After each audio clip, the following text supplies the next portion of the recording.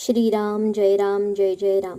जयाचा जनी जन्म नामार्थ झाला, जयाने सदा वास नामात केला. जयांचा मुखी सर्वदा नाम कीर्ती, नमस्कार त्या ब्रह्म चैतन्य मूर्ती. विवाह. कोल्हापूरहून सर्व मंडळी परत आली. पुन्हा नित्याचे जीवन सुरू झाले. पण श्री महाराजांना गोंदवल्यामध्ये चैन पडेना. त्यांच्या वागण्यामध्ये असा फरक पडला की रात्रीच्या वेळी ते जास्त ध्यान करू लागले. तोंडाने सारखे रामाचे नामस्मरण चाललेले असे.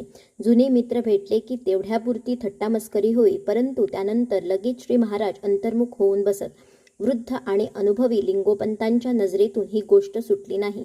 याचे लग्न करून द्यावे म्हणजे हा आपोआप घरी रमू लागेल, असा व्यवहारी विचार पंतांनी रावजीच्या समोर मांडला.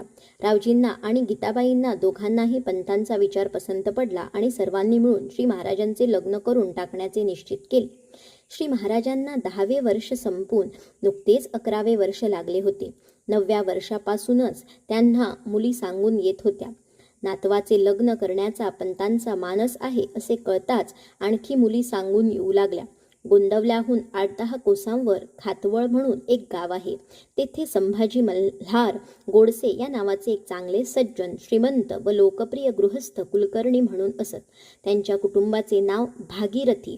त्यांना एक सुंदर, सुशील व अतिसमजूतदार मुलगी होती. बरेच दिवसापासून संभाजी पंतांचे लक्ष श्री महाराजांकडे होते. आपल्या 8-9 वर्षाच्या मुलीला बरोबर घेऊन ते गोंदवल्यास पंतांच्याकडे आले. ते दोघे बोलत बसले असता श्री महाराज सहज तेथे आले. ती सुंदर जोडी पाहून पंतांना आनंद झाला आणि त्यांनी संभाजी पंतांना होकार दिला. दोन्ही बाजूंनी तयारी होऊन एका चांगल्या मुहूर्तावर श्री महाराजांचे लग्न झाले. या लग्नाचे वैशिष्ट्य असे की पंतांच्या हातचे शेवटचे आणि संभाजी पंतांकडले हे पहिले कार्य असल्यामुळे आणि दोन्हीकडची मंडळी सज्जन, श्रीमंत व हौशी असल्यामुळे गोंदवल्यामध्ये 8 दिवस जणू काही मोठा उत्सव चालला होता. रोज 700-800 पान जेवून उठत असे. लग्न समारंभ आटोपल्यावर पंत स्वतः नवीन जोडप्याला घेऊन पंढरीला गेले. त्यांची ही शेवटचीच वारी होती व याची जाणीव त्यांना असल्यामुळे त्यांनी मनापासून श्री पांडुरंगांची प्रार्थना केली आणि श्री महाराजांना कुटुंबासह त्यांच्या पायावर व पदरात घातले. पंतांची प्रकृती हळूहळू क्षीण होत चालली होती, पण या लग्नानंतर मात्र ते जाण्याची भाषा बोलू लागले. तेवढ्यात श्री महाराजांची आजी राधाबाई थोडासा ताप येऊन वारली आणि तिच्यानंतर 4 महिन्यांनी पंतांनी देह ठेवला. पंत गेल्यावर संबंध जिल्ह्यातील लोक हळहळले. गेली 50-60 वर्षे पंत गोंदवल्याचे भूषण बनून राहिले होते. कित्येक लोकांना त्यांनी अन्नाला लावले होते. कित्येकांना पैशा अडक्याची मदत त्यांनी केली होती. मृत्यूसमयी त्यांचे वय सुमारे 85 वर्षाचे होते, तरी लोकांना अजून ते तरुण असावेत असे वाटे. श्री महाराजांच्या जीवनाच्या दृष्टीने पंतांना विशेष महत्त्व आहे. ज्या आदर्श प्रपंचाचे वर्णन श्री महाराज नेहमी करीत तसा संसार पंतांचा होता हे निश्चित होय. अशा आदर्श संसारामध्ये अध्यात्मदृष्ट्या अत्यंत निरोगी वातावरण असते.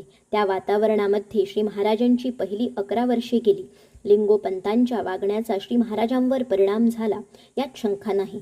पुष्कळ लोक जेवायला घालावे अशी हौस असणे, सहवासाला पुष्कळ मंडळी ठेवणे, पुष्कळ लोकांना पैसे देणे व ते परत न आले तरी खंत न बाळगणे, प्रपंचामध्ये दक्षतेने व आपले वजन ठेवून वागणे, कोणाचे अंतःकरण न दुखवणे आणि भगवंताला कधी न विसरणे इत्यादी महत्त्वाचे गुण लिंगोपंतांपासून आनुवंशिकतेने श्री महाराजांच्या ठिकाणी आले आणि ते सगळे परमावधीला पोचले.